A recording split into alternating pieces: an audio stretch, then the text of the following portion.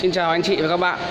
Hôm nay công ty cổ phần Marcom xin giới thiệu với anh chị các bạn dòng máy 08 thế hệ mới nhất năm 2020. Motor 3 kW trên một đầu.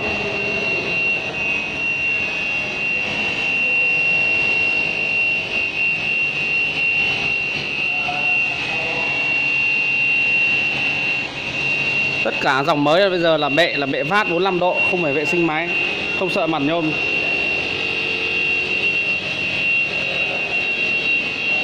Dây chạy máy là dây 42 liền thân, có chốt hãm hơi tự động, đầu 2 tự động,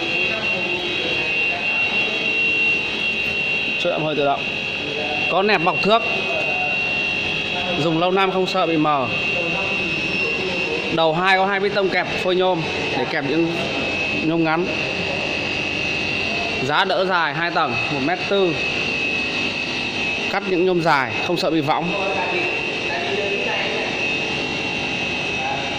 Thân máy làm khác biệt tất cả các máy khác là khung hộp sắt, bình thường là nó làm bằng hết. Đây là khung hộp ở trong, thêm hộp sắt có kẻ ngang này, khung hộp ở trong này, 4 hộp sắt ở trong, nên là nặng hơn những con máy khác là khoảng 200 đến 300 cân. Đấy, anh em cứ tự xem trực tiếp và kiểm chứng nhé. Marcom đầy đủ hết các loại máy để anh em xem so sánh rất dễ.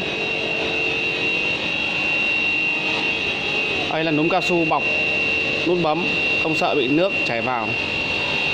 Hộp đựng hồ sơ, chuyển góc của 08 đây là 45-90 độ tự động, 2 đầu tự động. Có đèn soi thước khi làm việc ban đêm.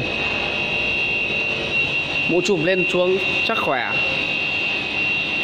Bên trong máy là dây của dây kéo đầu là dây motor vuông. Dây vuông bình thường là dây tròn. Dây tròn này kê chạy nó rung hơn, dây vuông là dây nằm ăn trong bệ nên là không bị rung giật. Đây là hệ thống bơm lên cái dầu dây trơn, 2-3 tháng bơm một lần.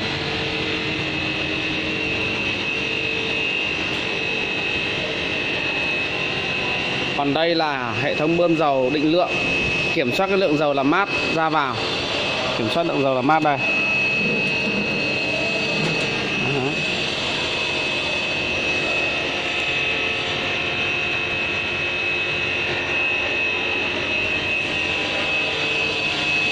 Tủ điện thì có bộ thông gió thoáng mát hệ thống điện.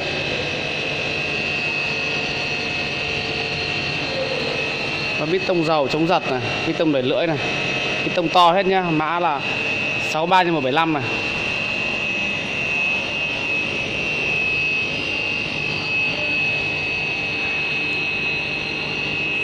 Cái điểm nhấn con máy này là motor là 3 kW trên một đầu và bệ máy là bệ vát 45 độ, không phải vệ sinh. Cái thứ ba là có khung hộp sắt nằm ở dưới, bình thường là hộp tôn thẳng, đây là hộp sắt nên là trọng lượng bao giờ còn hơn con cũ rất là nhiều. Hệ thống điện thì có những điểm đặc biệt như này: có bộ ổn định nguồn 24V, ổn định dòng điện, dơ len nhiệt, chống quá tải, điện quá tải tự ngắt, còn là chống đảo pha,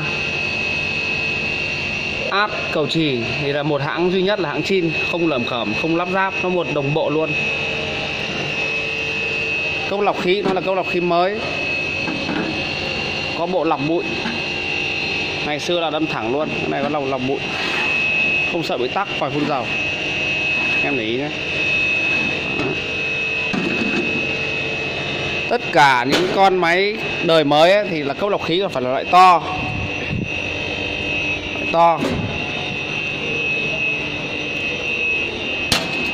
đây có lọc khí loại to, hàng hãng loại to.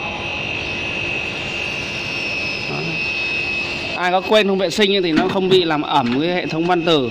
Con nhỏ là nó chứa nước nhiều, nó không có chỗ thoát, đẩy đến hệ thống van tử.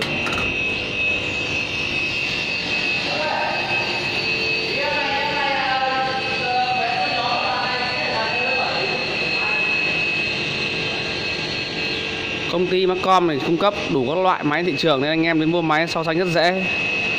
Từ loại rẻ đắt 08, 09, loại cắt 500, CNC, ép góc CNC, ép góc cơ, ép góc kỹ thuật số, tột dập thủy lực, tột dập 17 dao hơi, dao tay, đủ hết. nên là đến mua máy so sánh rất là dễ, giá nào cũng có.